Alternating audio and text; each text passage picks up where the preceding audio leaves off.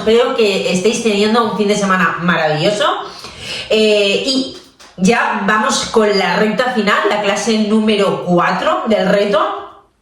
Espero que os esté ayudando, os esté sirviendo, está hecho para eso, para que, bueno, pues realmente podáis entender, ¿no?, vuestro dolor, entenderos mejor a vosotras mismas y esto os ayude, os invite a aceptar y llevar las cosas lo mejor que podamos y, bueno, y sobre todo para que podáis ir ya conectando con esa mujer 2.0 en la cual os vais a convertir, con esa mejor versión vuestras. Eso por un lado. Por otro lado, daros las gracias. Gracias por estar aquí conmigo. Gracias por escucharme. De verdad, quería daros un abrazo, enviaros un abrazo muy, muy fuerte, porque yo sé que muchas de vosotras no estáis en un buen momento, pero bueno, para eso estamos aquí, para ayudaros a entenderos, de apoyo y de realmente que veáis que, oye, jolín, pues no estáis solas, ¿no? Hay más mujeres con estos problemas y, ¿por qué no? Al final creo que es importante sentir ese apoyo, ¿no? Ese calorcito que puedan dar otras mujeres y sentir que bueno, pues cuando necesite algo, pues hay ¿no?, personitas que puedan entenderme, sobre todo, y ayudarme, porque sé que muchas mujeres, cuando arrastramos traumas, bueno, pues incluso por personas que también los tienen, somos poco entendidas. Entonces es bonito, ¿no?, saber que hay alguien ahí que nos puede ayudar y apoyarnos. Hoy vamos a hablar de un tema muy interesante. Vamos a estar hablando de la procrastinación y su relación con el trauma. Porque, chicas, mirad, no es que te falte motivación, no es que no sepas organizarte, es que tu cerebro te está protegiendo. Y vamos a hablar de esto porque quiero que entendáis o que veáis la procrastinación o el autosabotaje como un método de protección y no como una manera de lastrarnos y de seguir etiquetándonos en cosas tan negativas como no soy capaz, no valgo para esto o realmente no lo voy a conseguir, ¿vale? Vamos a ver el origen de la procrastinación real para que la entendáis y realmente podemos aprender, ¿no?, de lo que nosotros llamamos errores o fallos. Vamos a hablar de qué es la procrastinación, de la procrastinación como mecanismo de defensa, de los tipos de trauma que pueden causar procrastinación y 5 estrategias para superar la procrastinación. ¿Qué os parece? ¿Interesante? Yo creo que esto está muy... quería hacerlo de otra manera en la parte de lo laboral, pero creo que esto nos va a ayudar más a entendernos y creo que es algo que es un problema que está muy activo y que nos causa mucho dolor, mucho daño, porque realmente nos conecta con esa sombra de no ser capaces de conseguir algo, de no vernos, de no soy suficiente, ¿no? Sería esa creencia. Y eso duele, ¿no? Hace mucha pupita y creo que realmente es algo que hace falta que las mujeres sepamos que somos capaces y que realmente lo único que está haciendo nuestro cerebro es protegernos. Así es que vamos al lío. A ver, ¿qué es la procrastinación? Mirad, la procrastinación es el acto de retrasar o posponer tareas o decisiones o actividades que sabemos que tenemos que hacer, ¿vale? ¿Por qué las solemos retrasar o no hacerlas, ¿no? Directamente hay cosas que siempre se quedan también sin hacer. Pues mira, normalmente es por 3 motivos. Uno, por miedo, despierta algún tipo de miedo en nosotras o activa. Otro es porque nos genera ansiedad, porque no sabemos organizarnos. Y el otro es porque nos distraemos. Pero los tres motivos es por lo mismo, porque el cerebro nos está protegiendo. Nos está conectando esta actividad del presente con alguna actividad del pasado. Y ahora vamos a explicar esto para que lo entendáis y vamos a dar ejemplos claros para bajar toda esta información a tierra, para que vosotros la podáis superponer a vuestra vida, a vuestras experiencias y de alguna manera podáis adquirir el aprendizaje cuanto antes. Porque como ya os dije, cuando trabajamos con el inconsciente hay cosas que se pueden dar en el mismo momento, que vamos a tener un aha moment, pero hay otras cosas que se van a dar con el paso de los días o incluso los meses. Hay cosas que el cerebro necesita conectar y para eso a lo mejor necesita de otras experiencias, de algunas palabras, de que tú realmente le dediques el tiempo suficiente a meditarlo, ¿vale? Entonces, pero vamos a dar una estructura para que el cerebro conecte cuanto antes con esos miedos tan profundos, esas creencias tan profundas que están dirigiendo el 95% de nuestra vida y al final nos hace sufrir, ¿vale? Sería la frase, ¿no? Nos hace sufrir. Entonces, ¿qué pasa? El problema de la procrastinación es que se vuelve un patrón crónico en muchos de nosotras. A mí me pasó, ¿no? Y claro, esto causa daños, interfiere en nuestro bienestar, en nuestra salud, en los resultados laborales, académicos, físicos, e incluso daña nuestro círculo social, porque puede ser que yo, sea una persona que no empieza lo que acaba, o sea, no acaba lo que empieza, no deja de hacerlo, esto me genera estrés, me genera rabia, culpa, no sé gestionar estas emociones, voy por la vida enfadada y lo pago con que no lo tengo que pagar. Eso sería un motivo por los cuales yo daño a mi círculo social en ese sentido.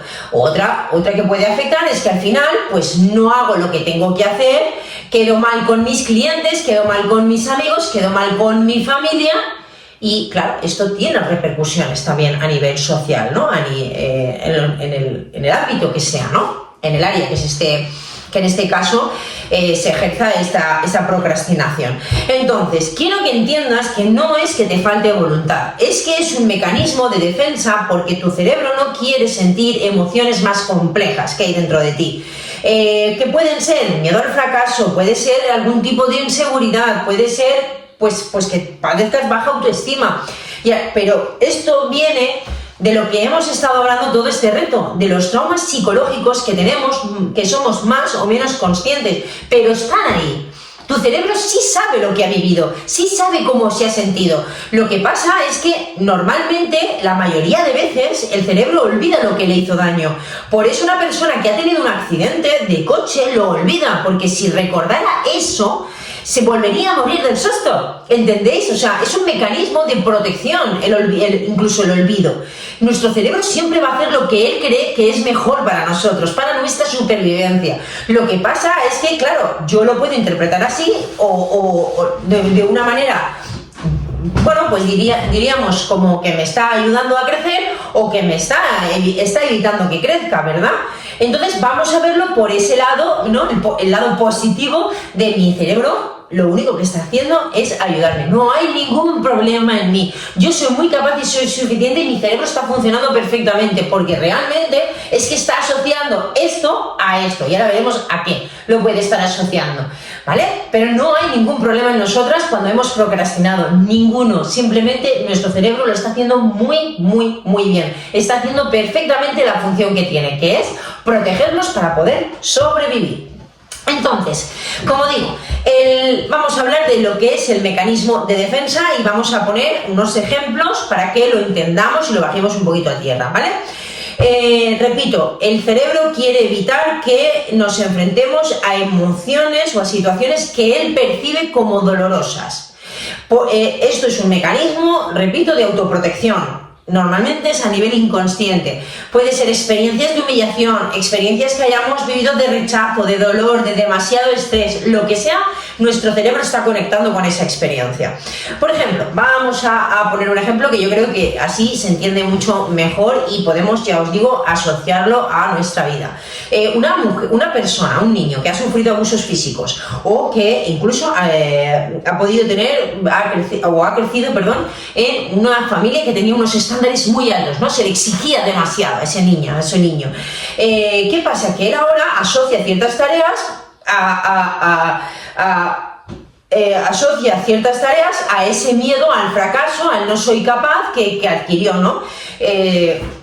Como él creció en un ambiente en el cual no era suficiente, ¿no? Si tenía, por ejemplo, tanto como un padre que abusa físicamente como el que exige demasiado, es porque está haciendo entender al niño que él por sí solo tiene fallos, ¿no? Que él no es suficiente. Claro, esta persona cuando crezca irá a completar alguna tarea y no se creerá suficiente y procrastinará. ¿Por qué? Porque tiene miedo que la gente también le rechace como le rechazaron sus padres. Entonces habrá un miedo muy, muy profundo, miedo al rechazo y a no ser suficiente. Y esa persona tiene que detectar ese miedo. No es que sea vaga, no es que le falte motivación, es que realmente hay algo en ella esa creencia le conecta con el pasado. Y su cerebro la protege, no quiere que vuelva a sufrir. Y como no quiere que vuelva a sufrir, le hará abrir TikTok, le hará irse a pasear, le hará ponerse a ver Netflix o le hará ponerse a hacer otra cosa.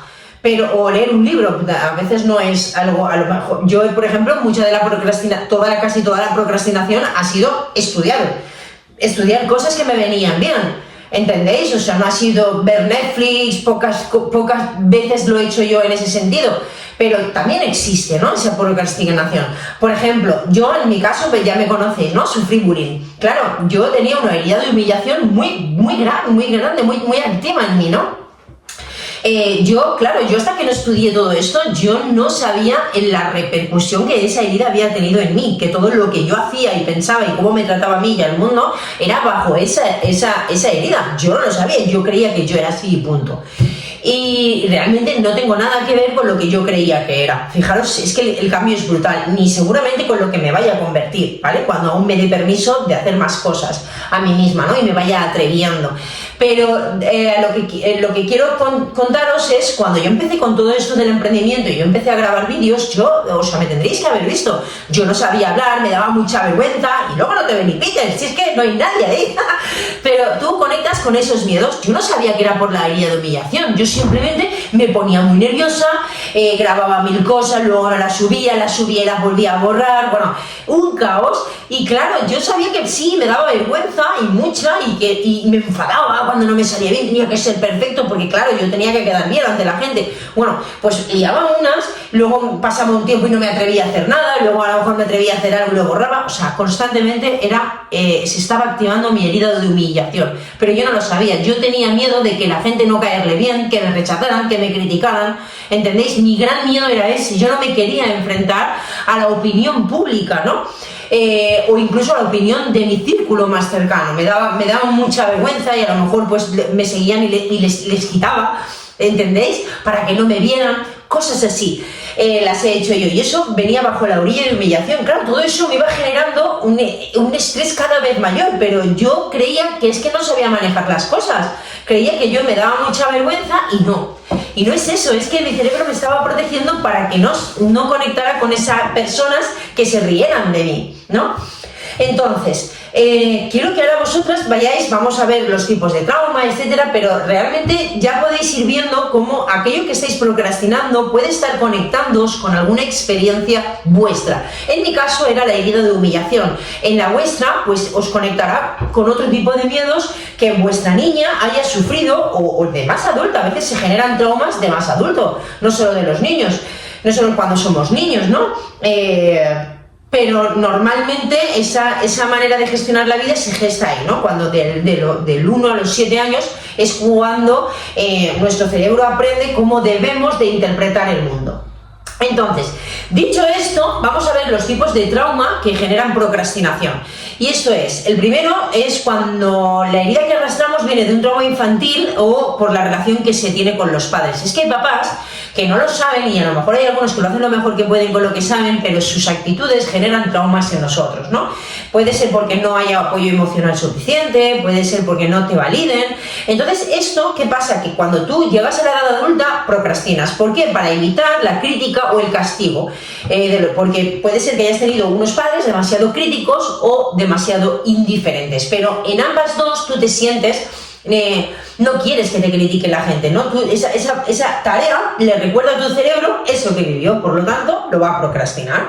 Por ejemplo, el regaño, reñir demasiado, o reñir en sí, el maltrato, o incluso hacérselo todo a un hijo, no dejarle su espacio, hace crecer a ese niño con la idea de que no es capaz de hacerlo solo y bien, o que no es capaz de hacerlo por sí solo, o que no es capaz, va a ser capaz de hacerlo bien. Fijaros si es importante. Claro, si a mí me lo hacen todo, yo me están generando una herida de humillación, porque tú me estás queriendo decir a mí a nivel inconsciente que yo no sé hacer las cosas por mí misma. Entonces, cuando yo tenga que hacer algo en la vida, no me voy a ver capaz. ¿Entendéis? Y voy a procrastinarlo. Y no es porque no sea capaz, no es porque me falte organización, no es porque me falte motivación, es porque de pequeño se generó en mí una herida que alguien de manera inconsciente, papá o mamá, me dijo: mira, es que hija mía, tú sin mí no eres nadie, no vas a ser, y esto es, no vas a ser capaz de hacer nada en la vida, tú solo. ¿Entendéis? Es que saber esto es clave para decir, es que, oye, es que es verdad, es que a mí me pasó esto. Pues, oye, voy a empezar a hacer las cosas de manera diferente porque realmente, saber esto te quita la etiqueta de yo soy así. Porque es la más poderosa. Las etiquetas que nosotras mismas nos ponemos a nosotras. Cómo yo me critique, cómo yo hablo de mí es lo más poderoso que hay para destruirme o para cambiar. Dicho esto, el trauma número 2 es el bullying, ¿no? Que esto ya me estáis oyendo hablar mucho de ello. Que son, pues eso, los insultos, ¿no? Cuando somos pequeñitos o, bueno, o de más mayores, insultos que se pueden hacer hacia otras personas. Estos son traumas muy profundos y muy difíciles de salir de ahí porque bajan muchísimo la autoestima. Es una de las heridas más activas que existen y de las que más cuesta salir. Aquí, por ejemplo, pues cuando la persona que ha sufrido bullying procrastina es porque está evitando tareas, porque se protege ante la crítica o el insulto de otras personas, ¿no? Para que no lo rechacen y no volver, su cerebro dice, no, a ver si vas a hacer esto, te va a venir un hater, va a venir un comentario, te van a decir que no sé qué y tú vas a volver a sufrir y vas a volver a conectar con ese dolor, entonces el cerebro dice, pues no lo vas a hacer, vamos a dejarlo para mañana o para pasado o para el otro, o no lo hacemos y eso. ¿Sabéis? Pero no es porque esa persona no sea algo de todas esas etiquetas que se ha creado, sino porque es porque su cerebro le está protegiendo para que no vuelva a sentir ese dolor.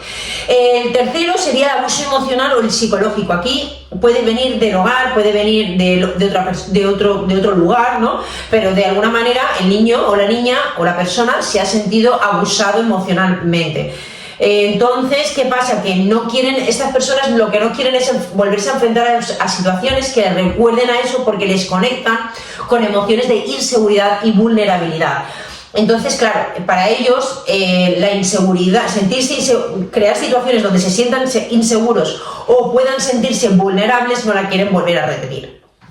Esto conectaría más con heridas de injusticia y de traición, ¿vale? Necesitan controlarlo todo, sentirse seguras, por lo tanto no lo hacen, dejan de hacer cosas o lo hacen de maneras que sean muy abruptas para ellas, pero que al final acaban causando un sufrimiento en la persona. El cuarto trauma sería relacionado con el fracaso o la crítica pública, y aquí puede ser pues porque hayas fracasado o te hayan criticado de manera severa públicamente, y esto en ti, claro, ha causado un impacto tan brutal que realmente ha habido una herida, ¿no? Ha habido un trauma. ¿Y qué pasa? Que estas personas crean o generan un miedo muy intenso a volver a intentar de nuevo hacer algo. Como ellos ya lo habían hecho, ¿no? Hemos dicho que es crítica pública, pero claro, yo no lo voy a volver a hacer porque yo no quiero volver a enfrentarme a eso. Entonces no es que realmente tú a lo mejor hayas perdido la motivación de dedicarte a esto o lo que sea, no, realmente es que no quieres volver a pasar por lo mismo y ya está. Pero sabiendo esto es como no puedes evitar bueno, pues realmente conectando con que es un miedo al fracaso, puedes evitar la situación y volver a intentarlo, ¿vale? Entonces, dicho esto, vamos con las 5 estrategias para evitar la procrastinación. Lo primero es lo que hemos dicho, y esto es la primera clave. Esto es así, es el primer paso que hay que dar sí o sí, no lo podemos saltar, es reconocer el miedo oculto en ti. Necesitas parar, necesitas reflexionar, hacer un viaje de introspección y empezar a hacerte preguntas y hacerte las preguntas correctas. ¿Por qué tengo esta resistencia? ¿Con qué miedo me está conectando? ¿Miedo al fracaso? ¿Miedo a la crítica? ¿Acaso tengo miedo al éxito? ¿No me veo capaz? ¿Qué hay ahí detrás? Eso solo lo puedes resolver tú, porque tú eres la persona que está ahí, que ha vivido lo que ha vivido, que ha interpretado lo que ha interpretado de lo que ha vivido y ya está. Y eso lo puede resolver la persona. Yo en mis sesiones 1 a 1 puedo ayudaros, ¿no? En las sesiones, pero ahora esto es tu trabajo, ¿vale? Y ya os digo que puede ser que ahora os quedéis...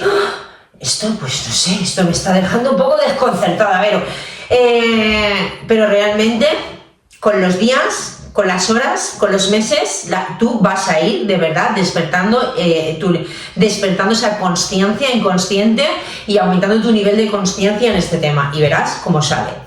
2. Establecer metas pequeñas. Esto ha sido clave en mí, ¿vale? Necesitas, normalmente cuando tenemos muchas cosas que hacer, el cerebro se colapsa. Claro, entonces, dejas de hacerlo, porque esto me pasaba a mí al principio. Yo tenía tantas cosas que hacer, por lo menos en mi cabeza, que claro, yo no sabía por dónde, me levantaba el día siguiente y ya, lo que no lo apuntaba, no lo hacía, por lo tanto, y es porque tienes demasiadas cosas que hacer. Si tú te pones, por eso, cuando queremos mejorar diferentes áreas de nuestra vida, empieza por una y organízatela, y cuando la tengas un poquito estabilizada, entonces la otra, ¿vale? No podemos, o si eres una persona muy organizada, vale, ponle estructura a todo, pero realmente el cerebro necesita que lo organices, que le digas cómo va. Vale, yo quiero ir de Valencia a Barcelona, pero ¿cómo voy? ¿En coche, en avión o en autobús? ¿Cómo voy? Vale, y entonces voy en autobús y vamos a ir por la línea A, la B o la C. El cerebro quiere eso, porque si tú le das una carretera, un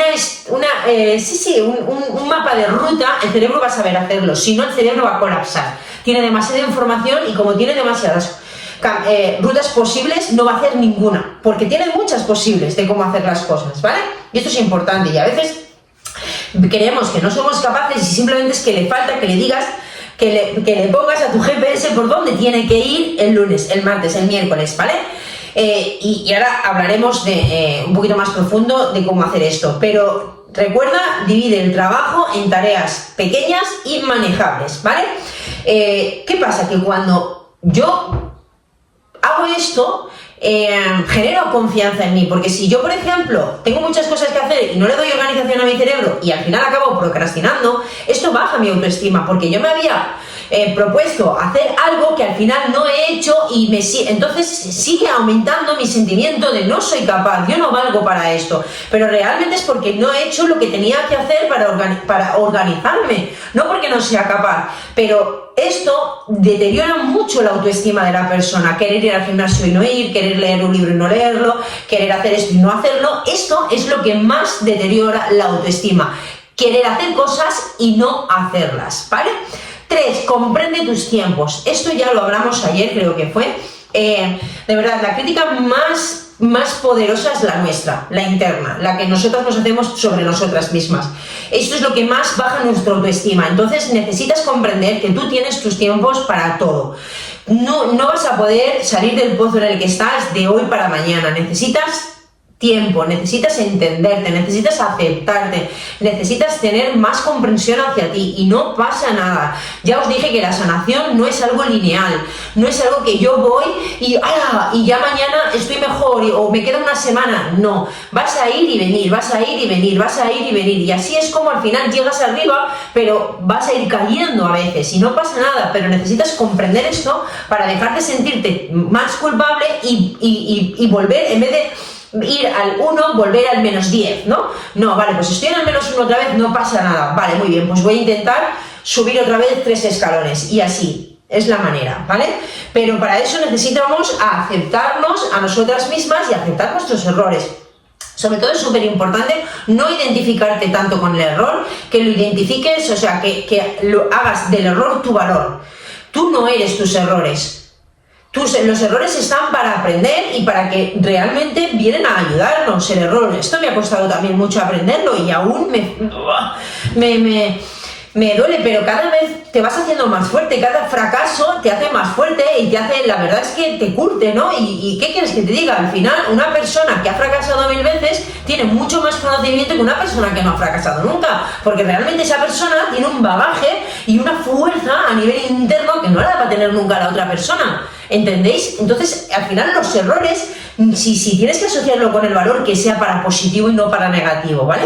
Pero no te asocies, no te identifiques con tus errores, aprende de ellos, aprende de la asertividad, ¿no? Genera ese valor, esa capacidad en ti para poder, cada vez que caigas, poder levantarte con más fuerza. pero siempre, repito, date tus tiempos. Si cada vez que te caes necesitas parar unos días, recapacitar para volver a levantarte, permítetelo.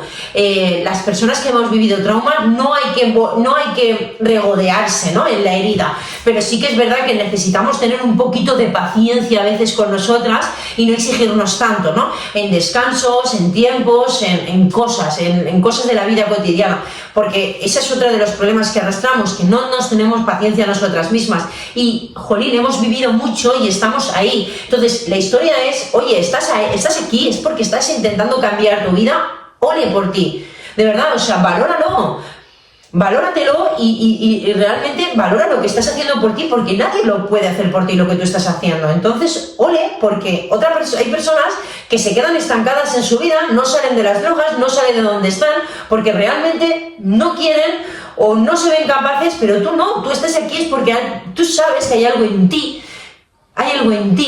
que puede hacerlo, ¿no? Entonces, pues adelante, sigue por ahí.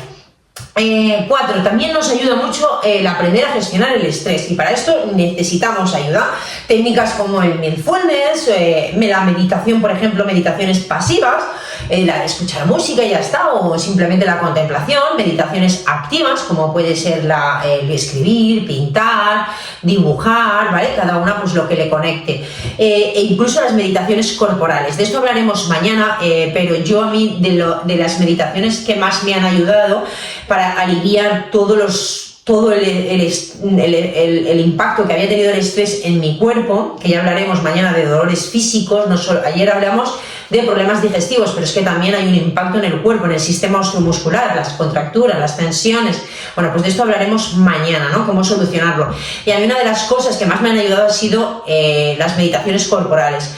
Las meditaciones de escáner corporal me han cambiado la vida y realmente he podido conectar. Ha sido un trabajo de sombra somático, un trabajo de sombra a nivel corporal, lo que yo he hecho con mi cuerpo, ¿no? Es el que me ha conectado con mi mente, esa conciencia corporal que he ido adquiriendo con el tiempo, ha sido la que me ha ido conectando con todas esas experiencias que todavía vivían en mí, ¿no?, de mi pasado, y todas esas emociones que tenía bloqueadas y me causaban sobretensión. Así es que a mí las meditaciones corporales, ¿qué quieres que te diga?, las aconsejaré siempre. Yo le llamo bodyfulness, stretching, llámale como tú quieras, pero realmente es esos ejercicios, esa terapia somática, ejercicios de conciencia corporal. Mañana hablaremos de esto, ya veréis. Y otra de las cosas que a mí me ayudan mucho es el caminar por la naturaleza. A mí me ayuda muchísimo. Hay veces que me exijo más, otras que voy y camino y ya está, pero realmente siempre lo he dicho, ir a la naturaleza es entrar con una cara y salir con otra. O sea, hay una energía ahí que realmente nos ayuda, es como que nos enchufa de energía, ¿no?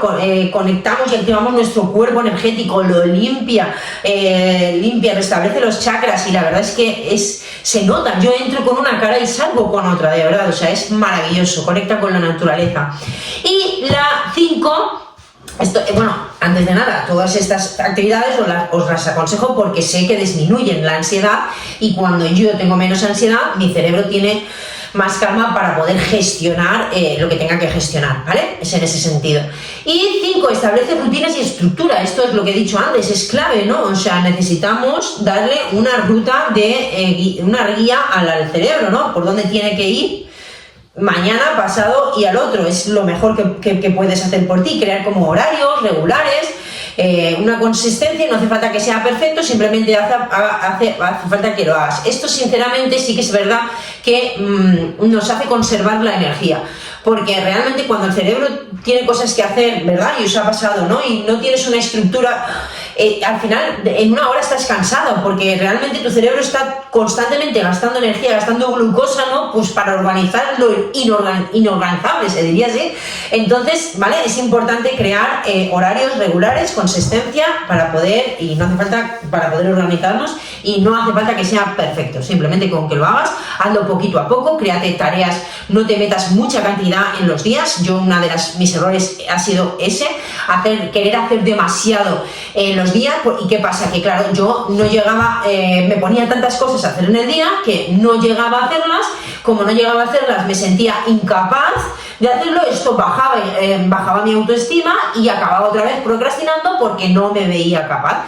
Adquirí la idea un mentor me dio la idea, ¿no? De, oye, ¿por qué no te haces una lista de tareas de las que tienes que hacer? De esa lista, mira, a ver, ¿qué es prioritario para hacer en los primeros días? Vale, tengo que hacer esto. Y divídete esas tareas por días, tanto a nivel laboral como a nivel personal. Tengo que ir a comprar, tengo que ir al banco, tengo que ir al gestor, lo que sea que tú tengas que hacer.